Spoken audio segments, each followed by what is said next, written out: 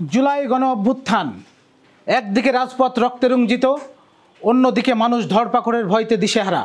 স্বাগত জানাচ্ছি জনবাণীর Facebook page এবং ইউটিউব চ্যানেল জনবাণী নিউজ থেকে।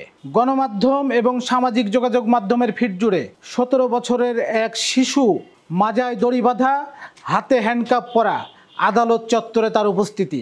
সাধারণ মানুষ নির্বাক এবং হতবিহ্বল অবস্থা। একটি শিশুর মাজায় কেন দড়ি? শিশুটির অপরাধ কি? তার অপরাধ জুলাই গণ অভ্যুত্থানে তার অংশগ্রহণ করা।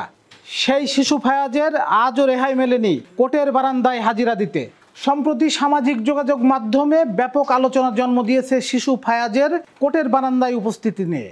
জুলাই গণ অভ্যুত্থানে অংশগ্রহণ করা এবং আন্দোলনকে দমানোর জন্য শেখ হাসিনা সরকারের আজ্ঞাবহ প্রশাসন যখন মানুষকে যত্রতত্রভাবে গ্রেপ্তার এবং গুলিবর্ষণ করে, সেই সকল আসামিদের অনেকেরই মুক্তি মিলেছে, অনেকেরই আর কোর্টের বারান্দায় যেতে হয় না। কিন্তু শিশু ফায়াজের কপালে আজও সেই মুক্তি মেলেনি। কিন্তু কেন? যাত্রাবাড়ি থানার একটি মামলায় উচ্চ মাধ্যমিকের প্রথম বর্ষের ছাত্র শিশু ফায়াজকে 27 জুলাই গ্রেপ্তার করে পুলিশ। আর সহিংসতা মামলায় শিশু ফায়াজকে গ্রেপ্তার করে 7 দিনের রিমান্ড মঞ্জুর করা হয়। হাতকড়া ছবি সামাজিক যোগাযোগ মাধ্যমে প্রকাশ পেলে এরপর রোববার বিচারপতি খুরশিদ আলম সরকার ও বিচারপতি এস.এম. মনিরুজ্জামানের হাইকোর্ট বেঞ্চের নজরে আনেন সুপ্রিম কোর্টের আইনজীবী শাহদিন মালিক। আদালত তখন আইনজীবীকে রিট আকারে উপস্থাপন করতে বলেন।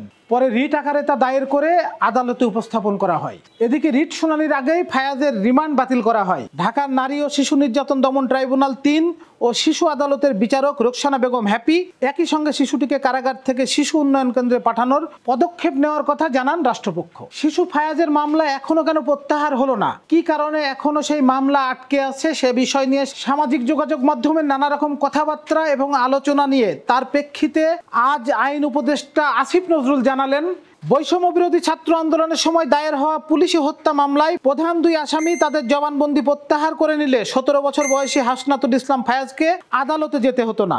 জুলাইয়ের আন্দোলনকারী ফায়াজের মামলা এখনো প্রত্যাহার না হওয়া নিয়ে সামাজিক যোগাযোগ মাধ্যমে যে আলোচনা চলছে, তার প্রেক্ষিতে আইন উপদেষ্টা আসিফ নজরুল এই কথাগুলো বলেন। তিনি বলেন, মামলা তদন্ত সম্পূর্ণ না হওয়া পর্যন্ত আইন মন্ত্রণালয় কোনো চূড়ান্ত পদক্ষেপ নিতে পারবে না। 20 এপ্রিল বিচার ও প্রশাসন প্রশিক্ষণ ইনস্টিটিউটের সহকারী জজ বা সমপর্যায়ের বিচার বিভাগীয় কর্মকর্তাদের জন্য আয়োজিত 50তম বুনিয়াদী প্রশিক্ষণ কোর্সের উদ্বোধন অনুষ্ঠান শেষে সাংবাদিকদের প্রশ্নের জবাবে তিনি একথাই বলেন। ফায়াজের মামলা প্রসঙ্গে আসিফ নজরুল বলেন, 164 ধারার জবানবন্দি দিয়েছিলেন। পুলিশ তাদের অত্যাচার নির্যাতন করে সেটি নিয়েছে বলে আমি বিশ্বাস করি। আর ওনারা জবানবন্দিদাতারা সেটি প্রত্যাহার করেননি কেন, এটা ওনাদেরই জিজ্ঞাসা করেন। আর এটা করলে তো শিশু ফায়াজকে কোর্টে যেতে হতো না। আর এই মামলা দ্রুত তদন্ত শেষ করার জন্য স্বরাষ্ট্র মন্ত্রণালয়কে অনুরোধ করেছেন বলে তিনি জানান। আইন উপদেষ্টা আসিফ নজরুল জানান, আমি ফায়াজের ভাইয়ের সঙ্গে কথা বলেছি এবং এই মামলাটি দ্রুত নিষ্পত্তিকরণের কি ব্যবস্থা নেওয়ার দরকার সে বিষয়েও আমি তাকে জানিয়েছি। তিনি বলেন, আমাদের যতই সদিচ্ছা থাক, একটি মামলা চার্জশিট পর্যায়ে আসার পরই কেবল আইন মন্ত্রণালয় কিছু করতে পারে, তার আগে কোনো কিছু করার সুযোগ আইন মন্ত্রণালয়ের নেই। আমি আশা করব যারা উপযুক্ত কর্তৃপক্ষ আছে তারা উপযুক্ত ব্যবস্থা নেবে। যারা 164 ধারায় জবানবন্দি দিয়েছিলেন তারা যেন সেটি প্রত্যাহার করার পদক্ষেপ নেন, যাতে করে এই মামলাটি দ্রুত নিষ্পত্তি করার সুযোগ সৃষ্টি হয়। পুলিশ অত্যাচার করে নিয়েছে, নির্যাতন করে নিয়েছে বা ভয় দেখিয়ে নিয়েছে। 8 মাস হয়ে গেল, ওনারা 164 স্টেটমেন্ট তো বুঝেন, বলা যে আমি আসলে করেছি অপরাধটা। তো ওনারা 164 স্টেটমেন্টে 8 মাস হয়ে গেছে, উইথড্র করছেন না কেন? যদি উইথড্র করতেন ওনারা, তাহলে তো আজকে এই শিশু ফায়াজকে কোর্টে যাওয়া বা এই ধরনের একটা পরিস্থিতির মুখে আমাদের পড়তে হতো না। আইনের মারপ্যাচে অনেক কিছুই ঘটতে পারে এবং অনেক আইনের ধারা হয়তো আমাদের জানা নেই, কিন্তু জুলাই গণ অভ্যুত্থান, এই অভ্যুত্থানের ফল তো আমরা সকলেই ভোগ করছি। কিন্তু এই অভ্যুত্থান যাদের জন্য সফল হয়েছিল, যে তরুণ টগবগে রক্ত রাজপথ রাঙিয়েছিল, তারা কেন আজ আদালতের বারান্দায় হাঁটাহাঁটি করবে?